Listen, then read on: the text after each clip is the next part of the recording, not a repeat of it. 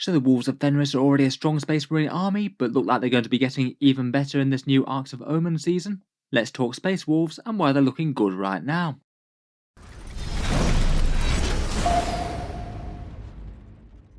Hello and welcome back to Auspex Tactics, where today we're talking Space Marines once more, and today we're talking about the frosty and Nordic variety from Fenris, Leman Russ's Space Wolves. I feel like there's a lot of reason that Space Wolves players might have to be positive right now. Space Marines in general are doing a lot better than they were before, and I feel like there's a few things in particular that have worked out fairly well into the Space Wolves' favour. In the video we'll talk over their chapter tactic and the core of their savage melee damage, some of their strongest unique units and how I'd think about fielding them, some standout core rules within the codex and support for the army, the special characters of the Space Wolves themselves, and finish up with some secondaries and a strong army list. Loads to talk about, so let's jump straight into it. So before the Arks of Omen update, Space Wolves were doing fairly solidly in Codex Space Marines. In general, Space Marines were a bit on the underpowered side, but Space Wolves weren't doing too bad comparatively, around about a 42% win rate compared with the sub 40 of most Codex chapters. I feel like their core Codex is quite a good one, it's definitely had its strong periods throughout 9th. Perhaps particularly nice things are the multiple ways to stack big melee damage on certain units and also hand out fights last to help your troops in combat. They've got some excellent unique datasheets, and more so now I think, following the War Gear updates. Just in general at the moment, Space Marines are looking a fair bit stronger than they were before. So far there haven't been many events in Arks of Omen yet, though I did notice there was one very good strong showing for a Space Wolf player at an enormous tournament, which we'll talk about the list for lately. They've had a good win percentage so far, but I guess we'll have to see where it goes and who winds up standing on top in 40k these days. I feel like out of the updates, besides the generic things that helped out Space Marines, perhaps particular standouts for the Space Wolves were the Terminators. Their Wolfguard Terminators can pick up a bunch of Thunderhammers and Storm Shields, and also Cyclone missile launchers in the same unit. Long Fangs just got spectacularly better, particularly with Terminator pack leaders if you want them. And just in general, with free war gear being a big thing, Wolfguard pack leaders throughout the army are able to pick up a ton of good gear. In the update though, the vast majority of their units got some sort of tune-up. Just to start out, let's just go over the Space Wolves chapter tactic and combat doctrine. Hunters Unleashed is their chapter tactic. That's the one that gives you +1 to hit in the first round of melee, plus the whole army gets to heroic intervene as if they were characters, meaning that your opponent has to step a bit back from you unless you want to wind up in melee. The +1 to hit thing is usually very helpful, can't really go too far wrong in that, definitely makes them more of a melee chapter than a ranged one. Though I would say that the whole army heroic intervention maybe isn't quite as impressive as it sounds, partly because they sort of double up on having the same rule with one of their stratagems. You can have one command point to get any Space Wolves unit to heroic intervene 6 inches, 0 CP if it's a character. I feel like that's one of the biggest reasons that a lot of people choose to run Space Wolves as successors. You're not really missing out on too much by missing this part of the chapter tactic and just relying on the stratagem for the unit that needs it most. Otherwise, their combat doctrine is another nice melee buff. Savage Fury is Assault Doctrine with 6s to hit grants an extra hit, and their attacks in general are AP -1 better. I feel like it's kind of notable that the maths for the Space Wolves buffs generally tends to favour things like -1 to hit weapons quite a lot. They tend to be particularly good with Thunderhammers and Power Fists. That +1 to hit and exploding 6s are generally a lot more effective if they're applied to things that hit on 4s. You're just getting a bigger relative damage increase. Savage Fury is quite nice though. You've got access to it early on from psychic powers, multiple stratagems, and a relic. They don't just always have to rely on spending 2 CP to flex into it, unlike some of the other assault chapters. As mentioned, at the moment successors for Space Wolves are very viable. They're perhaps one of the most competitive ways to run Space Wolves, the most common combo being Born Heroes plus Whirlwind of Rage, Born Heroes being +1 to hit on the charge, and Whirlwind of Rage being the really good one. That's the one that gives you exploding 6s in the first round of combat. The buff's quite good just as a damage output increase in general, but it gets particularly good if you manage to combine it with the Savage Fury combat doctrine. It means that any hit roll of a 6 will explode twice. You'll get 2 extra hits for each roll of a 6, and that means that if you double up on that with any full reroll traits, things like Chapter Masters or Chaplain rerolls, you can then just opt to reroll all the dice that aren't 6s and fish for more of them. If you're hitting on 3s or better anyway, then that's the way to go for getting the maximum amount of hits. Otherwise, Born Heroes will make sure that they keep on hitting well, and other options that are rates will be things like Master Artisans for a single hit reroll and +1 to advance and charge, though in general I think that most people tend to take the Whirlwind of Rage and Born Heroes. There are a few costs to being a successor. You don't get any unique characters, and the higher tier relics cost 1 more CP. You wouldn't be able to run certain powerful datasheets like Beyond the Fell-Handed for example, but I feel like for the most optimised list, the successors do have it a bit stronger at the moment. Just to highlight the Space Wolves melee damage potential, here are just some numbers for 5 Wolfguard with jump packs, power fists and storm shields, a loadout that cost you 165 points currently. For this one we've got a unit in the Savage Fury Assault Doctrine, maybe turn 3 or another source. They're a successor chapter with Born Heroes and Whirlwind of Rage, and they've got a source of reroll all hits somewhere, either from a chaplain or a chapter master. At base with the AP boost, that'd be 16 attacks at strength 8, AP 4 and damage 2, and then when you've added all the buffs together, they're still hitting on 3s, every 6 explodes twice, and they get to reroll all those hits. Overall, between that little lot, you average 21 hits on that profile, so far more than you had attacks, and it gives you a pretty crazy damage output across the unit, around about 18 dead guardsmen or 18 dead space marines, they really don't care, 4 or 5 dead terminators with storm shields, 28 wounds to a toughness 7 vehicle, or 7 wounds to a hard target that's toughness 8 with a 5+ invul and -1 damage. A bit on the underwhelming side against the latter. But even with support, for 165 points worth of models, that is a pretty ridiculous tally on just about anything else. Let's talk through the various battle line datasheets then, and we'll start out with the Wolfguard that we just talked about. They're an elite choice for 20 points per model. Usually I think I'd want to run them with the jump pack and the storm shield. I feel like at the extra 3 and 5 points that they cost, they're generally worth it. I think I'd be most tempted to either give them the Lightning Claws, Power Fists or Thunder Hammers. The Power Fists cost 5 and the Thunder Hammers cost 10, but whichever loadout you go for, I feel like they bring excessive damage output for the cost. And jumping around the board with the jump packs means that they get to grips on what they need to. They're really quite a good solid battle line unit for throwing buffs like that on, as we mentioned for the crazy damage above. The Wolfguard Terminators I think were a bit behind before, but caught up quite a lot in Arks of Omen. Thunderhammer Stormshield Terminators are just generally efficient throughout Space Marines in general now. Space Wolves get on particularly well with the hammers with their -1 to hit profile. But the Space Wolf Terminator squads are just really quite interesting as you can throw in Cyclone missile launchers completely for free in there, and you can't do that with your standard Assault Terminators for other chapters. They're maybe not quite living up to their rivals, the Dark Angels Deathwing, who also get things like transhuman physiology baked in, but they still are an enormously efficient unit. The Thunderhammer Storm Shield profile is very efficient just in its own right, never mind adding in a free Cyclone missile launcher gun turret per unit. Otherwise, for their hard-hitting Wolfy units, we've got Thunderwolf Cavalry. They dropped in cost quite a bit in Arks of Omen, going down to 35 from 40 base, but also getting a bunch of interesting gear free. Perhaps the single most auto include might be the Storm Shield, which I would take 1 off per unit. It's well worth trading out a second melee weapon for a 2+ save and a 4+ invul. Like the Wolfguard, the standard weapons are free, then you can upgrade to a Power Fist for 5 points or a Thunderhammer for 10, both of which I think are pretty usable, or just go for cheap Lightning Claws. I feel like after their points cut they might compete okay with the Wolfguard. They do have a few other positives and negatives. They do get the crushing teeth and jaw attacks from their Thunderwolf mounts. They do get to advance and charge with their Swift Hunters special rule, but the cavalry keyword can be a bit unhelpful. It means they don't get standard cover and they have to go around terrain, not through it, which could be more of a limitation than having fly. It's quite nice to see them in contention again though, with a much lower points cost. Otherwise, for the wolf-related combat units, we've got the Wolfen, 20 points per model base, though I'd probably be tempted by the Thunderhammer and Storm Shield loadout on the majority of these. They just tend to be a bit fragile without it, only having a 4+ save. Wolfen might not be core, but they do have a melee profile that's brutal enough to get them by. They move 8 inches, always count as being an Assault Doctrine, and get to fight on death as well, which is pretty handy against melee armies. Prior to Arks of Omen, I probably would have rated them amongst the top tier of Space Wolf melee units, but now I feel that a lot of other units have gained a fair bit of ground on them. They did get their auto launchers for free I guess, though it isn't exactly the most anti-infantry fire. Those units are perhaps some of the core of the Melee Shock Elite for the Space Wolves, but moving on to their other units I thought we'd touch on a few that have the Wolfguard pack leaders. Space Wolves can almost effectively get 2 sergeants within the unit, 1 standard pack leader and then 1 attached Wolfguard, who in a fair few squads can wear Terminator armour. Before the updates, when their war gear cost a fair few points, they generally weren't all that efficient, a choice that was often left at home, but now the majority of their war gear is free, they're perhaps the single most valuable model in the squad, and they're pretty much an auto-include for the units that can take them. The Terminator pack leaders are perhaps particularly stand out in the Long Fangs, where they can just pick up a free Cyclone missile launcher once more and make the squad into a massively more efficient ranged firepower unit, as well as adding a bit of melee muscle and toughness. The other ones in troops units say they could take a free Thunderhammer and Storm Shield, and again adds a bit of a durable melee damage dealer and tank for the unit if they need to.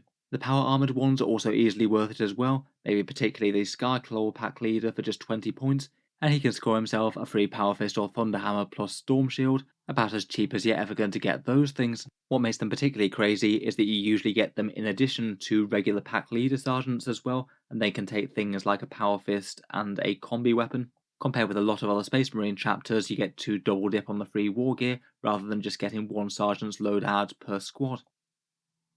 As we were talking about Skyclaws, previously when their points got updated, they became one of the better Space Wolves units, going from one of the weaker ones. Now with the latest batch of changes to the pack leaders, they've got very, very good. They're the Space Wolves jump pack assault squad equivalent, they move 12 inches, and they even get slightly better melee with their berserk charge, allowing an extra attack when they make combat, basically being the equivalent of veterans provided you're charging. The way that I'd fill them now, I think, would be in 90 points worth of Skyclaws, 4 regular ones and a pack leader, plus an extra 20 points for the Wolfguard pack leader, giving you a unit of 110 points. They've already got okay anti-infantry threat with the chainswords, but then you can take 2 special weapons within the unit, perhaps either plasma guns or melter guns. The Skyclaw pack leader can have a Power Fist, and the Wolfguard one gets a Thunder Hammer for free, and then combine that with either another combi weapon or a Storm Shield. For 110 points, that adds up to be really quite solid, a decent amount of both range and combat threat on a fast moving unit. Very nice for just jumping around and skirmishing with other enemy troops, maybe trying to punch up against a hard target if they get their hands on them. I'd say perhaps one of the biggest winners from the Arks of Omen points updates though might be the Long Fangs. Devastators and Long Fangs basically come at a stock amount for 115 points now, but now they get all the heavy weapons included in that cost basically for free unless you're buying the multi-melters which cost 10 more. That's already quite efficient, and it works well for other chapters. Space Wolves are particularly efficient with them, as they've got that 1 command point stratagem to ignore the heavy weapons penalty, and shoot at the enemy hitting on 3s or 2s for the signum. It could have a bunch of grav cannons or las cannons, and then on top of that you can top that off with the standard Longfang pack leader. He can take a special weapon like a melter gun, plus something fighty like a power fist, and then he can take a Wolfguard pack leader on top of that, either a regular one for 18 points, though I'd be tempted to take the Terminator one if you're not drop podding them.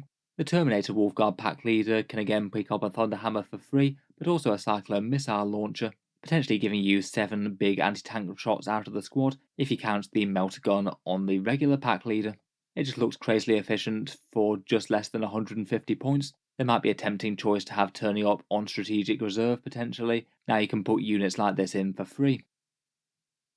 For troops choices for the Space Wolves, I feel like things are kind of balanced. I'd say you probably don't likely want to spam them as they're not the most efficient damage dealers, but maybe having 1 or 2 units could be handy enough for getting some objectives secured, and also making use of that new Space Marine rule where if you hold an objective in your command phase, you can safely move off it and it remains yours. The Phobos troops I think still remain very tempting, infiltrators or incursors. They're not exactly what you'd call big threat units, their damage output is kind of underwhelming, but they can put objective secure bodies on the midfield points fairly early, or infiltrators could be used to hold your home field objective and deny enemy deep strike.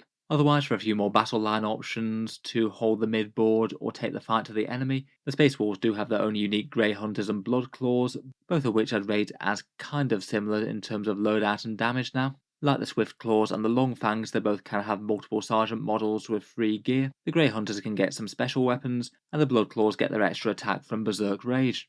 For that reason I might be just a little bit more tempted by the Blood Claws than the Grey Hunters, though there isn't too much in it.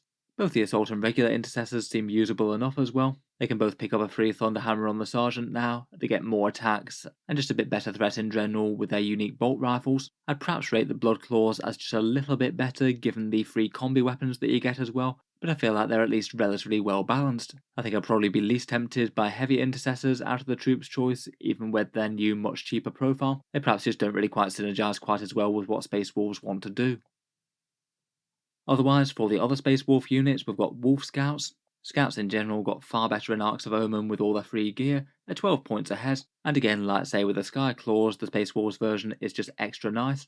You can opt to take a special weapon over a heavy weapon if that makes more sense. Give the Scouts something like 2 melter guns between that and a combi weapon on the Sergeant, and one of the squad members can pick up either a melee weapon like a power axe or power sword, or a plasma pistol, again completely for free. Overall they seem like a solid and pretty efficient unit now, with things like free camo cloaks or sniper rifles if you wanted them. Easier to kill than most Space Marines, but also quite a cheap unit to start on a midfield objective, and they do have quite a lot of threat for their cost. I'd say that 1 or more Cyber Wolves is almost always a good choice provided you've got 15 points and a fast attack slot free. Any unit in Warhammer 40k that costs just 15 points is kind of useful. 15 points is expendable enough that you could just completely sacrifice them to screen out the enemy, or do annoying things like move, block, or sacrificially put them on objectives. If they happen to do any actual melee damage on top of that, then that's all just a bonus. They've got the potential to maul a light infantry or two though, with 3 attacks at strength 4 and AP -1. I'd say for the role that they have, they are probably more efficient than the Fenrisian wolf packs. They might be a little bit more efficient in terms of raw numbers, but the advantage of just having an absolutely tiny unit that only costs 15 points in the Cyber Wolves, I think, outweighs that. The Space Wolves have their own unique flyers in the Stormfang and Stormwolf gunships. Out of the two, I'd rate the Stormfang as the better one. The transport gunships just really don't work very well at all with the new flyer rules, with your models not able to get out until turn 3 for some reason. Flyers in Arks of Omen are forced to start in strategic reserve, which isn't very helpful for them. This guy did get a whole bunch of free war gear and things to try and make them a bit more competitive as a result, but to be honest, I think that this guy was starting from a particularly bad place. They were just hideously overcosted before. I feel like they're not unusable for a bit of a beta strike threat. 225 points for a big gunship that deep strikes on turn 2. Plug away with 6 anti-tank shots between the las cannons and the melter arrays, all of which are free now. And of course with the D3 very scary strength 10 damage 6 shots with the Hellfrost Destructor. And then I guess be a rapidly moving nuisance after that. I feel like the level of points drops that they've given it has maybe got to the point where it's usable. I'm still not sure that it's massively stand out though compared with ground-bound Codex fire support. This thing will be competing with things like Eradicators and Longfangs, all of which are very, very efficient. The Hounds of Morkai are the Space Wolves' unique Reaver unit. They're locked into the grapnel launcher and the combat weapons, both protecting them from psychic powers, making them fight a bit harder against Psykers, and also giving it out a debuff to cast. Games Workshop has just been repeatedly making all the Reaver variants cheaper in repeated Codex Space Marine updates, as they really are a unit that struggles for their place. At just 17 points per model, I feel like they might be getting there. Still a unit that can do a little bit of skirmishing with light infantry, and if you just happen to be playing against Psykers, then they are going to have enough value, I think. Still though, I feel like they always are going to struggle not having objectives secured or being troops, and not packing any significant amount of damage besides against the lightest of models.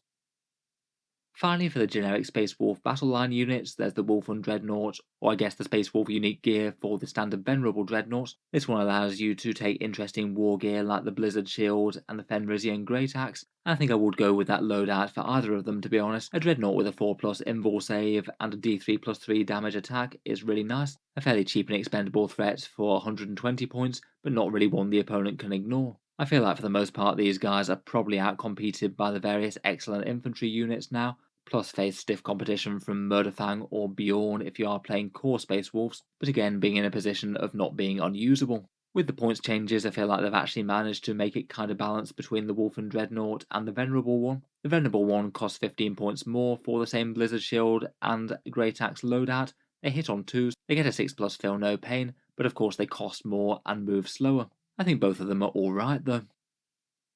So anyway, that's a whole load of Space Wolf units discussed, and they do have access to all the units within Codex Space Marines as well. Just from my pick of that little list, I feel like my favourite units at the moment might be the Longfangs and Skyclaws perhaps. They both just seem remarkably efficient with their pack leaders. The Wolfguard and the Wolfguard Terminators seem like a solid battle line, and I feel like it might genuinely be really quite close between those two and the Thunderwolves and Wolfen now. I find it just a little bit hard to judge between those frontline melee damage dealers. The Wolfen were arguably the best out of any of them before, but all the others got quite a lot better, and they stayed essentially the same. It'll be kind of interesting to see what sort of things Space Wolf players wind up running out of them as the season of 40k unfolds. I would also rate Cyberwolves top tier though, just for being annoying individual nuisance units. There's definitely a whole load of value in just having a 15-point model that you can sacrifice to hold up a key unit for a turn, or maybe force the enemy to go off and deal with it, when realistically almost no unit is going to be efficient trying to kill a 15-point model. Otherwise, out of generic Codex Space Marine units, I think there's a few characters that really stand out for the Space Wolves. Their Wolf Priest Chaplains can grant you full rerolls to hit in melee, which works excellently with Savage Fury, plus giving out other buffs, maybe most relevantly getting that +2 to charge. Often I feel like the issue for Space Wolves is getting to combat in the first place, not how much damage you do when you get there. Their Librarian Rune Priests I think are absolutely top tier as well, as we'll get onto the psychic powers later. They are very, very good. Chapter Masters, again for the full rerolls, both for ranged units and melee ones. And I feel like the Judas here as well also has a special place in a Space Wolf army, as you have access to that 6-inch heroic intervention stratagem, meaning that you're more likely to get him in range to make enemy units fight last and break their charges. Otherwise, for more battle line units, as mentioned, I feel like the scout squads are really quite efficient with the amount of war gear they get, plus either riding around in land speeder storms or forward deploying. Aggressors got very cheap at 30 points, and Space Wolves get on particularly well with their Power Fist melee. I'd be tempted by perhaps one or two troops choices, potentially some Phobos to start in the midfield or some Blood Claws, and anything just standard and efficient for Space Marines, say Eradicators with all the Melter attack bikes, or perhaps Redemptor Dreadnoughts. I would bear in mind that Space Wolves do have one weakness compared with other chapters on the unit selection front: they can't take Apothecaries. It is a bit unfortunate for things like, say, Centurions or Terminators, who they get on very well with, resurrecting them from the dead and potentially nearer to enemy models. So that's the majority of the Space Wolves unique units. We'll go on to their chapter-specific special characters in just a second. First though, I thought we'd just talk through their Warlord traits, relics, psychic powers and stratagems, the support for the units going into battle. For the Warlord traits, I feel like the Space Wolf sagas, for the most part, just aren't really all that exciting. I do like the idea of them, where you basically have to try and achieve a mission and then unlock a buff later in the game, though usually it's just a little bit annoying to access compared with actually just having that improvement to your character straight away. I feel like perhaps the Saga of the Hunter is the more interesting one, the +1 to advance and charge. Being able to charge after you fall back, it's also got one of the easiest way to trigger it into getting the aura ability. All that you have to do is make a successful charge, and then after that the character gets an aura of Space Wolf core units getting to advance and charge themselves. That really is a massive increase to the threat range if the character and a core unit can remain intact after they've made contact with the enemy. Otherwise though, I think I'd be more tempted by the generic Space Marine Warlord traits. Rights of War is always excellent for an aura of objective secured. The Wise Orator one is quite nice on a chaplain to support your units as they're moving up, and Imperium Sword could be pretty good fun for a smash character just trying to break the heads of the enemy.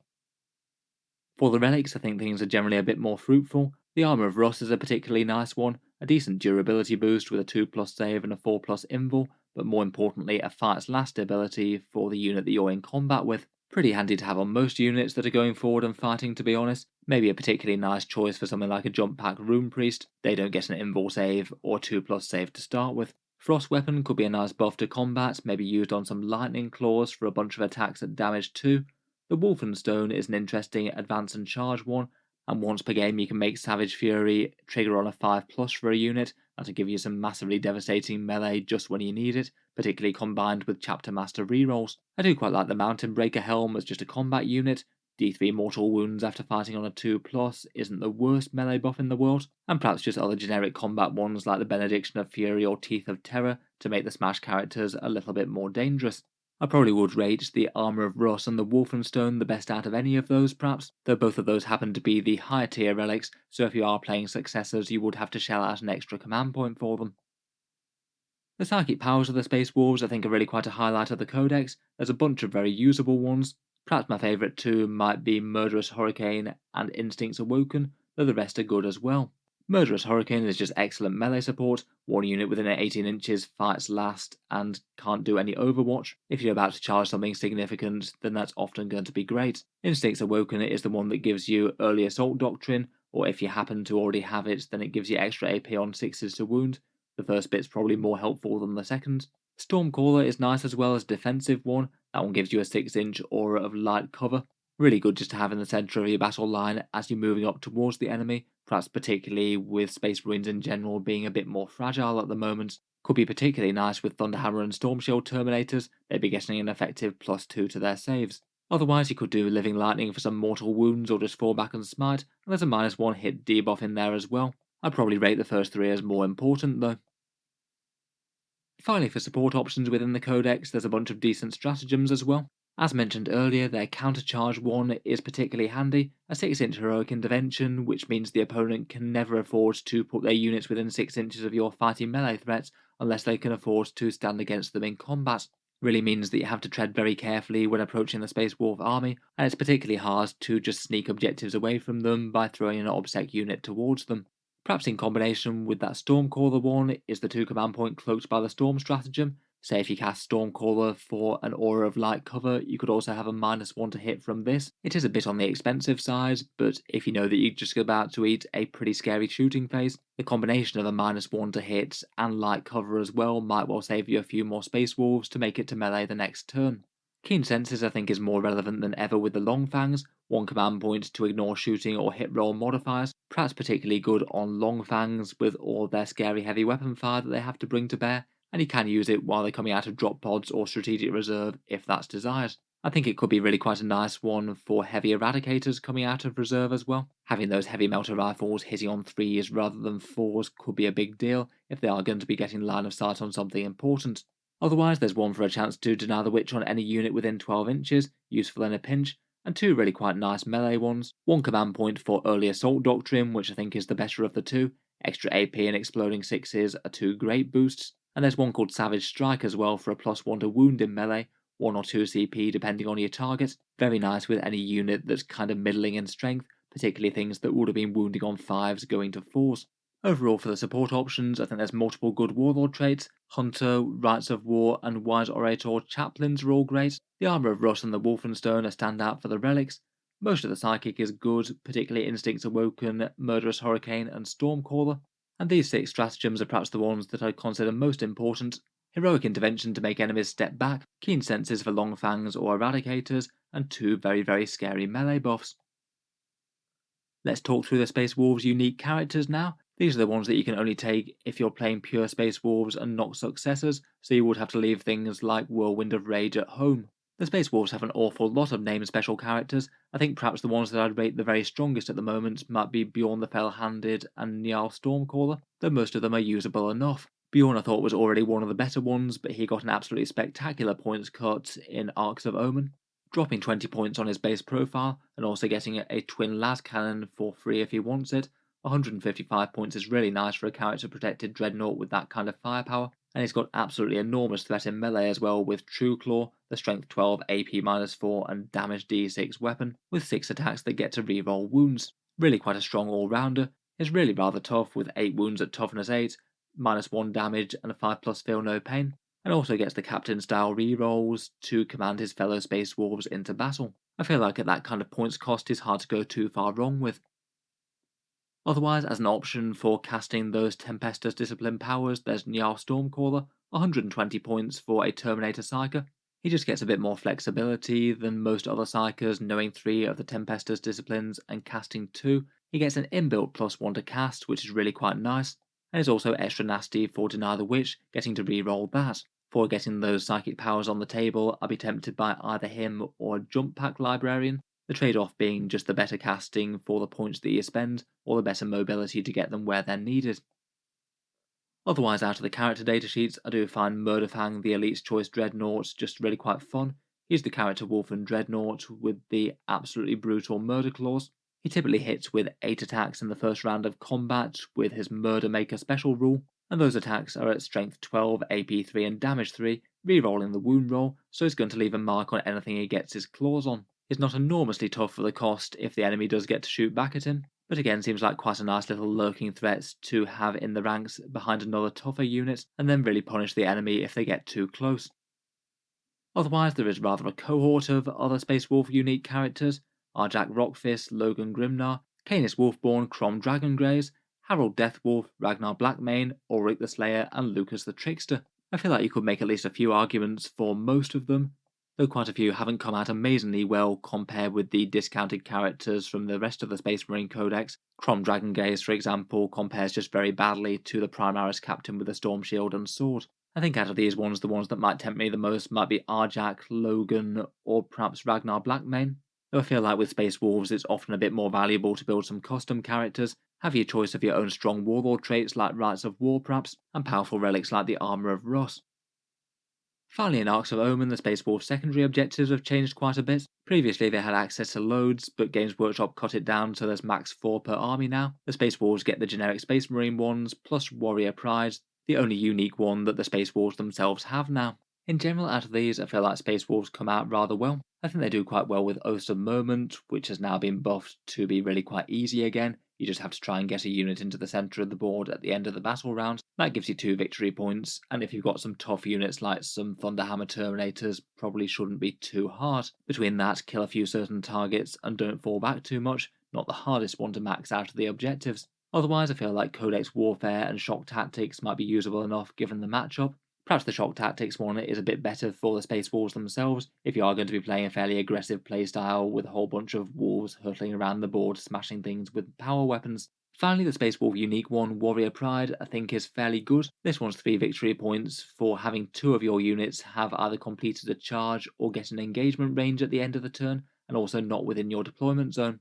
Provided you've got a fair amount of your army that's melee-centric, I feel like this one shouldn't be the hardest to score fairly high on. I think if you really were thinking about it, each turn it would usually be fairly easy to get around about 9 victory points out of a game, though I feel like it's also not going to be the easiest to max. Say if you went second and you just didn't have any enemies within reach to charge, or if you're getting towards the end of the game and there's just not enough of your own troops or not enough of the enemy left. Still though, broadly a good selection. Between Oaths and Warrior Pride, that should be some fairly safe points there if you need them. Never mind if you could do the banners or any of the ones that the enemy's army gives up. Finally, I thought we'd close off by just taking a look at one strong tournament list in Arks of Omen. This one run by Christopher Wright, who used it to take 13th at the Adelaide Open, going 7 wins to 1 loss after a field of 220 players. This tournament was one of the ones where they split into brackets, which is why it didn't place higher than 13th. Otherwise, with that victory record, it would have been a bit better. I would bear in mind that this was running a bunch of Inceptors that Games Workshop has since nerfed, but I feel like the rest of the list can give you a really good indication as to what sort of things are working well for the Space Wolves at the moment. First up, the Space Wolves are the combo of successors with the tried and tested Born Heroes plus Whirlwind of Rage, +1 to hit and exploding 6s, and they're using an Arks of Omen list with the fast attack focus to allow a bunch of Skyclaws, a Cyberwolf, and those Inceptors. Leading the list, there's a Bike Captain and a Bike Chaplain. The Bike Captain's upgraded to a Chapter Master for some full rerolls, takes a Combi Melter, Power Fist, the Hunter one, and the Armour of Rust. I'd guess that he might well be running along with the Skyclaws and perhaps the Inceptors for the rerolls, plus being a fairly serious melee threat in himself with the ability to make the enemy fight last. The Chaplain's quite a fighty one as well, taking the Benediction of Fury. It's Master of Sanctity and Wise Orator to allow him to cast 2 litanies on a 2+. He's taking the Canticle of Hate for the +2 to charge, and Recitation of Focus, the one for +1 to hit at range. Finally, there's also a Primaris Lieutenant there. He's got a Mastercrafted Power Sword, Storm Shield, and Rites of War. Really quite a good loadout, seeing as that's only 65 points now, and he can provide OBSEC, and he can provide some objective secured, potentially to those long fangs, I guess. Then moving through the squads, we've got a unit of 5 Infiltrators. They can deny some deep strike and take the Helix Gauntlets for a bit more survivability. They could perhaps set up on one of the safe objectives in the midfield, or just hold down your home one and guard it against deep strike if they want it. It's really quite cool to see 3 units of Wolf Scouts on the list. Their loadout is the Camo Cloaks, Thunderhammer, Combi Melter, 1 Melter Gun and a Plasma Pistol, and each of them riding a Landspeeder Storm. To be honest, for the cost they do look very threatening. It's literally just 330 points for those 3 Landspeeders and 3 Wolf Scout units. For the amount of disruption they can bring, that's really quite cool. Very expendable units to go running out taking objectives, and they can certainly punch up against enemy heavies as well with those Melter Guns and that hammer. The Landspeeder Storms are very efficient for the cost as well, really quite durable for just 50 points, plus pack a little bit of shooting. Then we've got the 2 units of Plasma Inceptors, 5 of them each, though I would bear in mind that Games Workshop recently nerfed them. They briefly put them down to 40 points, and then corrected and put them back up to 60 again. Obviously they wouldn't be part of this list going forward. I guess instead you could substitute them for some other melee damage dealers or some fire support. I feel like perhaps some Melter attack bikes or Eradicators might not be the worst choice in the world. They could be going and doing things like Thunderwolves, Terminators or Wolfguard. If you drop these guys you'd have 400 points to play with, and that could add some serious extra elements to the army. Then we've got 3 units of 6 Skyclaws. That's 5 plus the pack leader, 2 Melter Guns, a Power Fist, and the Wolfguard pack leader takes a Thunderhammer and Storm Shield. Very efficient and threatening for just 110 points each. Could definitely bully lighter units, or again punch up against heavier ones, and are quite nice cheap units to bounce around the board doing actions if you need them to. I do quite like the way that you could potentially even tank shots on the pack leader with the Storm Shield if it made sense, if you could keep him saving on 2s. There's then a nice cheap lone Cyberwolf to go out and do annoying Cyberwolf things, just expending himself on objectives, move blocking, or screening. And then there's 2 units of 6 Long Fangs, each of which take a spectacular amount of heavy firepower. Each one gets the Cherub, so one model can shoot twice with the Signum, a Power Fist and Melter Gun on the Sergeant, the Wolfguard pack leader with Cyclone missile launchers and a Thunderhammer, and then for the actual guns in the squad, 2 of them have 3 las cannons and 1 grav cannon, the other one has quad grav cannon. Again, those things are just spectacularly scary for just under 150 points. 6 good quality heavy weapons between the main one and the 2 shots of the Cyclone missile launcher, plus the ability to fire one of them twice with the Cherub. I guess you'd have the option of starting these guys on the board in cover, or having some of them come in from strategic reserve if that made more sense. Overall, I think it's really quite a cool list, and perhaps a surprisingly shooty one for Space Wolves. The Long Fangs definitely look like they pack a punch, plus there's a bunch of random melter guns on those Wolf Scouts and Skyclaws. Really cool to see the units being interpreted in a new way, and the Space Wolves having some good tournament success this early on. So anyway, I think we'll leave that there for the Sons of Rust today. Let me know your thoughts down in the comments. Which options are you most excited to put on the table for the Space Wolves in this new Arks of Omen era? If you've enjoyed the video, then feel free to subscribe to Auspex Tactics, where I'll certainly keep the regular 40k videos coming. I do tend to post new videos just about every day, and if you'd like to check out another similar one to this, then check out the Dark Angels one. I'll link that down in the video description. I hear that the Dark Angels and the Space Wolves players get on very well indeed, they've barely ever fallen out. Finally, if you've been enjoying the videos on the channel, I would just like to mention that Auspex Tactics does have a Patreon page as well, and that's how I can keep all these videos coming quite so regularly. Making big long faction summaries like this does take a fair amount of time and effort, and if you are enjoying quite a bit, then any support is enormously appreciated. Channel patrons do get a fair few advantages, seeing certain videos early, regular votes to see what sort of things come next for the channel, and automatic entry into the regular prize giveaways with a chance to win some really big model kits each month. If any of that sounds good to you, or you'd just like to help support, the link is down in the video description. In any case, a massive thank you for listening, and I'll hope to see you guys next time.